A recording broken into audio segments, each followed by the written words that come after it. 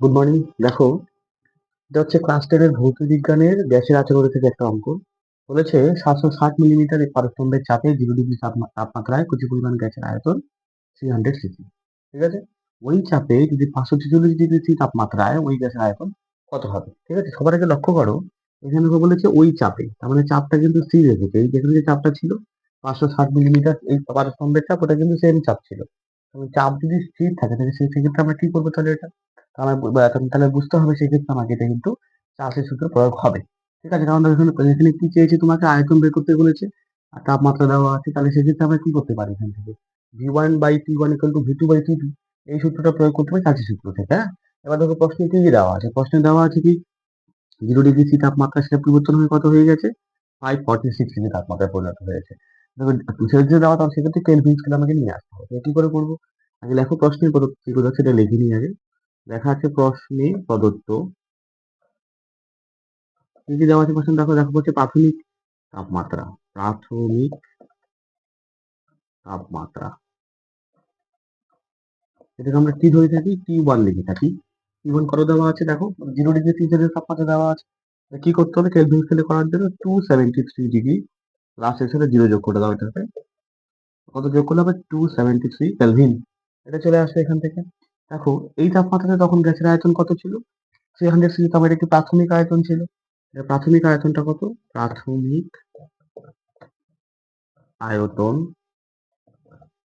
যেটা কি বলা হবে, যেটা লেখা হচ্ছে V1, সেটা কত? V1টা হচ্ছে 300 সিসি। 300 সিসি লিখলাম। সিসি মানে কিউবিক সেন্টিমিটার। আচ্ছা, এবার দেখো তারপরে দেখো তাপমাত্রাটা কত হয়ে গেল? 0 ডিগ্রি থেকে তো কত হয়েছে? 546 ডিগ্রি সেলসিয়াস। এটা হচ্ছে কি অন্তিম তাপমাত্রা। তাহলে অন্তিম তাপমাত্রাটাকে লিখবো। অন্তিম তাপমাত্রা হচ্ছে T1। সরি, অন্তিম তাপমাত্রা হচ্ছে T2 লিখবে। T1 ছিল, T2 হয়ে গেল, সেটা তাপমাত্রাটা বেড়ে গিয়ে কত হয়ে গেল? 546। তাহলে একইভাবে এটার সাথে কি করতে হবে? 273 যোগ করতে হবে কেলভিন স্কেলে নিয়ে আসার জন্য। 273 ডিগ্রি প্লাস হচ্ছে 546 যোগ করলে কত হয়ে যাবে? 819 কেলভিন চলে আসবে। ঠিক আছে, পেলাম। দেখো প্রাথমিক আয়তন তো পেলাম। দেখো তোমার বলছে অন্তিম আয়তন, গ্যাসের শেষ আয়তনটা কত যখন তাপমাত্রা কত হবে? 546। তার মানে কি করতে হবে? অন্তিম আয়তন, এটা তোমাকে বের করতে বলেছে। অন্তিম আয়তন, এটা V2, তোমাকে বলছে কোশ্চেন মার্ক। ঠিক আছে, এবার দেখো এটা কার সূত্র বলছে? কাদের সূত্র থেকে হবে? কারণ V1T1 সম্পর্ক আছে এবং তাপমাত্রা যখন স্থির, সেক্ষেত্রে কি কাদের সূত্র থেকে বলতে হবে? V1/T1 = V2/T2। ঠিক আছে, তো কি লিখতে পারো এখানটাতে? চার্লসের সূত্র আমি মারি। চার্লসের সূত্রানুসারী কি লিখবে তাহলে? সূত্রটা কি? আমরা সূত্র জানি হচ্ছে V1/T1, এটা হচ্ছে সম্পর্কটা, এই সম্পর্কটা এরকম। V1/T1 = কি লিখতে পারো? V2/T2। ঠিক আছে, V2/T2 হলো।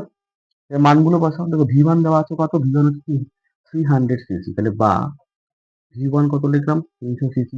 300 লিখে দিলাম। T1 কত? T1 হচ্ছে আমাদের প্রথম প্রাথমিক টেম্পারেচার কত? 273। V2 তোমাকে বের করতে বলেছে।